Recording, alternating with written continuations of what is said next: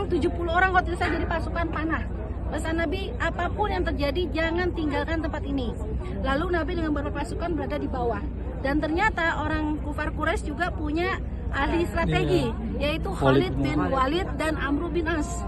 Nah, jadi dua orang ini nanti yang akan merebut tempat yang memanah itu, ya. Nah, itu terjadi ketika di bawah didengar orang Islam tuh awalnya menang, lalu di situ ada harta rampasan perang, yang di atas ngerasa nanti takutnya kebagian, akhirnya ikut turun.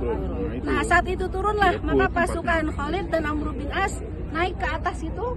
Nah, dari atas mereka nyerang. Maka bayangkan Nabi Muhammad di bagian bawah diserang dari atas.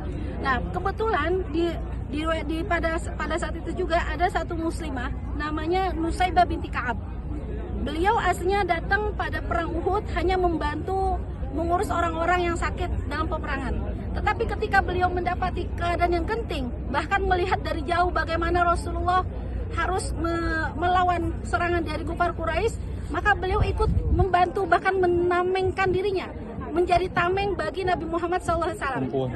Dijelaskan bahwa pada saat itu Nusaibah tidak membawa apa-apa kecuali ada senjata di tangannya, lalu Rasulullah menyuruh seseorang beri tameng bagi Nusaibah. Akhirnya Nusaibah megang tameng dan dia disebut sebagai Ummu Imarah, sebagai perisai baginda Nabi Muhammad SAW.